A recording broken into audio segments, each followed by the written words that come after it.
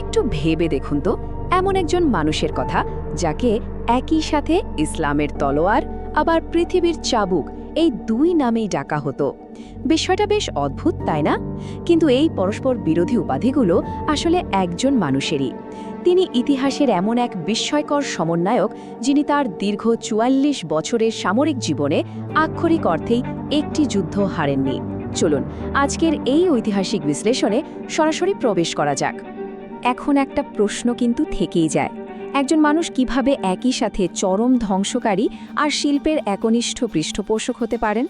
এই অমীমাংসিত দ্বৈত সত্তার রহস্যটাই আসলে আমাদের আজকের আলোচনার মূল বিষয়। আজকের আলোচনার রূপরেখাটা খুব সংক্ষেপে জানিয়ে রাখি। আমরা শুরু করব এই অপরাজিত লৌহ মানবের উত্থান দিয়ে। কিভাবে তিনি পঙ্গুত্ব জয় করে বিশ্ববিজেতা হলেন, তার অজেয় রণকৌশলগুলো কী ছিল, তার চরিত্রের সেই ধ্বংস আর সৃষ্টির দ্বৈত সত্তা, এবং সবশেষে তার রেখে যাওয়া উত্তরাধিকার। এসব নিয়েই ধাপে ধাপে এগোবো আমরা। তো শুরুতেই আসা যাক অপরাজিত লোহা মানবের কথায়। জানেন তো, তৈমুর শব্দটার অর্থই হলো লোহা। আর এই একটা নাম সে সময় দিল্লি থেকে দামেস্ক, কিউবা, মস্কো থেকে আঙ্কারা পর্যন্ত মানুষের মনে রীতিমতো চরম আতঙ্কের জন্ম দিত। চলুন একটু পিছিয়ে যাই। ১৩৩৬ সাল, শাহরিসাবজ, এক তুর্কি মঙ্গল বার্লাস গোত্রে তার জন্ম। মজার ব্যাপার হলো, তিনি কিন্তু চেঙ্গিস খানের সরাসরি বংশধর ছিলেন না। তবুও তার চোখে ছিল ঠিক তেমনই এক বিশাল সাম্রাজ্য গড়ার স্বপ্ন। সবচেয়ে অবাক করা বিষয় কি জানেন? তার এই বিশাল সাফল্যের পেছনে কিন্তু পাহাড় সমবাধা ছিল। তীরের আঘাতে তার ডান পা আর ডান হাত মারাত্মকভাবে জখম হয়।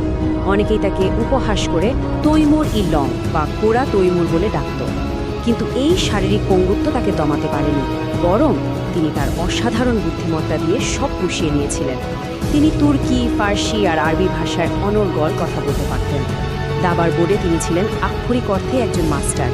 আর সত্যি বলতে কি, পুরো যুদ্ধের ময়দানটাকেই তিনি নিজের দাবা খেলার বোর্ড বানিয়ে নিয়েছিলেন। এখন আপনাদের মনে হতে পারে, শারীরিক সীমাবদ্ধতা থাকার পরও একজন মানুষ ৪ দশকের বেশি সময় ধরে কিভাবে একটাও যুদ্ধ না হেরে থাকতে পারে। চলুন এবার সেই অজেয় রণকৌশলের দিকে নজর দেয়া যাক। মূলত তার এই অপরাজিত রেকর্ডের পেছনে ছিল ৩টে মূল স্তম্ভ: গভীর গোয়েন্দা নেটওয়ার্ক, মনস্তাত্ত্বিক যুদ্ধ এবং উন্নত প্রযুক্তির সমন্বয়। চলুন এগুলো একটু ভেঙে আলোচনা করা যাক। প্রথম স্তম্ভটা ছিল তার গোয়েন্দা নেটওয়ার্ক। তিনি কখনোই হুট করে কোথাও আক্রমণ করতেন না। কোনো সেনাবাহিনী পাঠানোর বহু বছর আগে থেকেই তিনি সেখানে গুপ্তচর পাঠাতেন। স্থানীয় রাজকুমারদের মধ্যে কোথায় শত্রুতা আছে, খাবারের গুদাম কোথায়, পানির উৎসগুলো ঠিক কোথায়, সবকিছু নিখুঁত ম্যাপ তার কাছে থাকত। মানে যুদ্ধটা মাঠে গড়ানোর অনেক আগে তিনি মাথার ভেতরে তার জিতে বসে থাকতেন। দ্বিতীয় স্তম্ভটা হলো মনস্তাত্ত্বিক যুদ্ধ।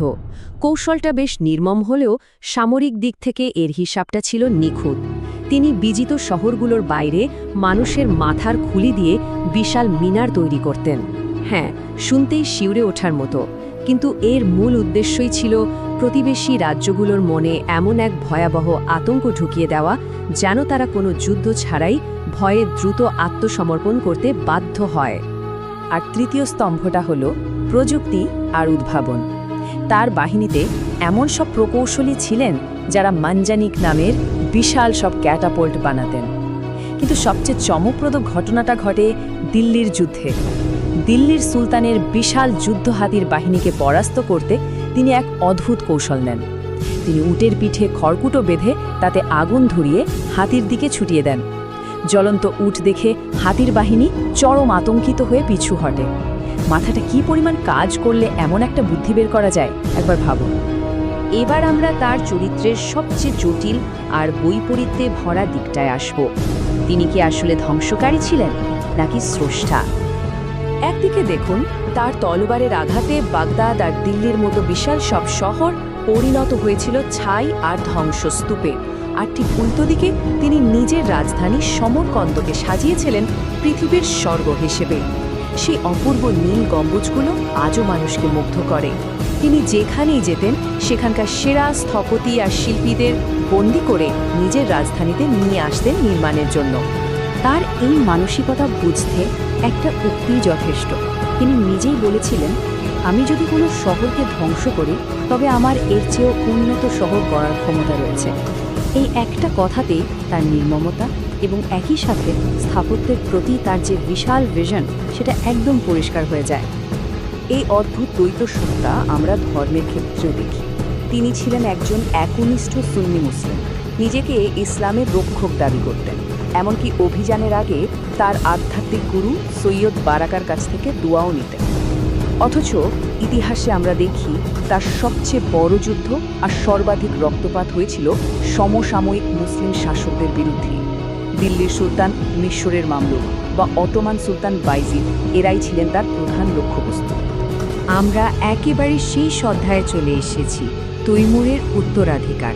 তার হঠাৎ মৃত্যু বিশ্ব মানচিত্রে ঠিক কতটা গভীর প্রভাব ফেলেছিল চলুন সেটা দেখে নিই। সালটা 1405। এই লৌহজয়ী বীর বিশাল বাহিনী নিয়ে চীনের মিং রাজবংশ আক্রমণের উদ্দেশ্যে রওনা হয়েছেন। কিন্তু সেই অভিযান আর সমাপ্ত হল না, পথিমধ্যেই তার মৃত্যু হয়।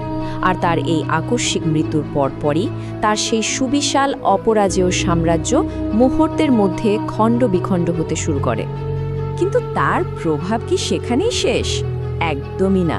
1405 সালে তার মৃত্যুর পর 1526 সালে তারই এক বংশধর জাহিরুদ্দিন মোহাম্মদ বাবর ভারতে প্রতিষ্ঠা করেন বিখ্যাত মুঘল সাম্রাজ্য।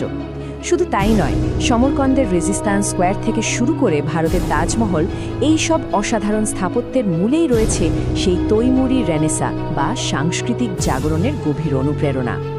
আমাদের আজকের আলোচনা এখানেই শেষ করছি, তবে আপনাদের জন্য একটা রোমাঞ্চকর প্রশ্ন রেখে যেতে চাই। তৈমুর তো সারা বিশ্বের মানচিত্রই নাড়িয়ে দিয়েছিলেন, কিন্তু তেরেকের সেই রক্তক্ষয়ী যুদ্ধে যখন তিনি তোক্তামিশের মুখোমুখি হয়েছিলেন, তখন ঠিক কী ঘটেছিল?